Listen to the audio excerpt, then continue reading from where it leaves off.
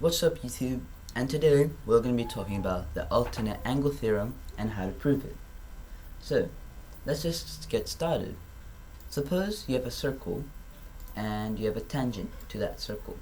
So a tangent is a line that only touches the circle once, which means it forms a 90 degrees.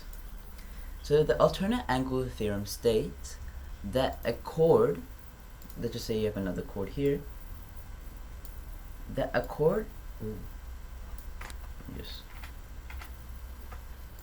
the alternate angle theorem states that a chord and tangent is going to be equal to the angle in the alternate segment.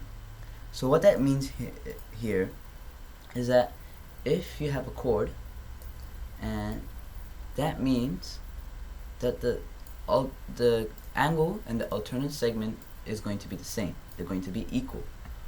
Whoa, what is going on? Let me just draw this here. And so, perfect. So what that means, suppose if you have the angle theta over here, that means this angle is going to be theta. And let me just get another color. What color? Let's use red. Suppose if you have the angle, I don't know, x, well, then that means this angle is also going to be x. But you might be asking, how? How does this even work? Well, let's see. Let me just change the color. So, if you have a diameter, let me just draw a diameter here, then you might be able to see something. Since this is a right angle, right? This angle over here is going to be 90 minus theta. Now, I want you to pause and look for a second. Can you see anything? Now, I'm going to show you something really cool.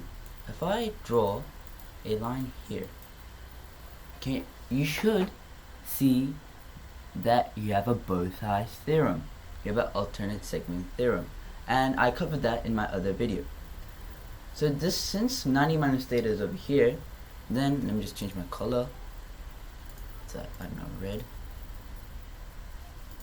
Then this one is also going to be 90 minus theta. And you should definitely have a look on my other circle theorem video. We cover all of this. So, and you should notice something else. This triangle over here is inside a semicircle, which means this is also going to be a right angle. Now, let's find for theta. So we know this is 90 minus theta. So then we have to do 90 minus 90 minus theta. And that just gives you theta. Interesting, right? Now, you might be thinking, is there any other way I can solve this? And the answer is yes. There is another way you can solve this. Let me just delete all of this. Now, let's just say you have let me choose another color. Yellow, sure. We have a diameter here. Now, if you have a diameter here, you can just say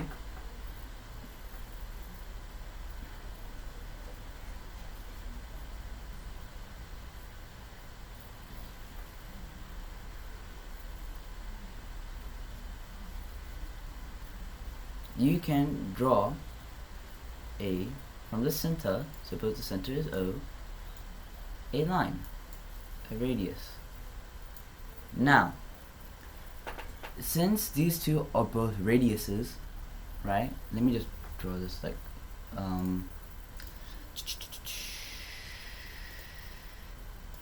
this over here and this.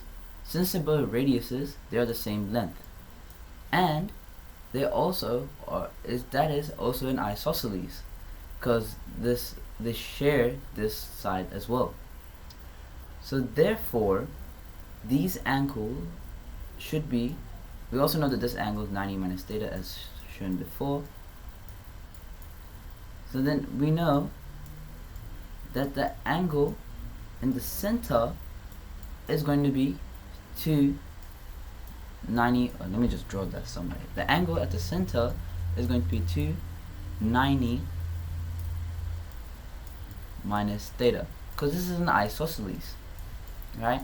Because they share the same length, and so these two have the same length and they share the same side.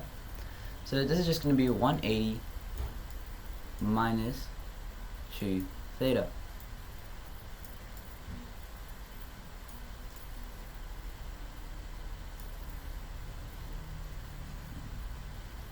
Oh, sorry, I did something wrong. This angle over here is going to be, we know that the angles in triangles always sum up to 180.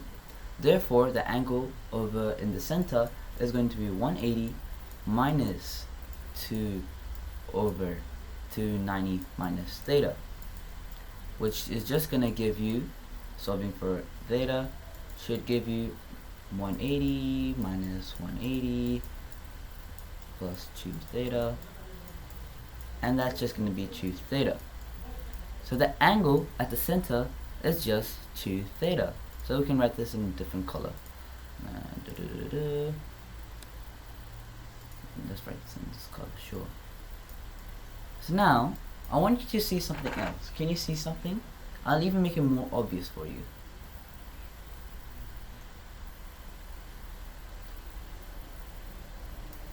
That's right. The angle at the circumference is half that of the center. So therefore, this is theta. That's cool, right?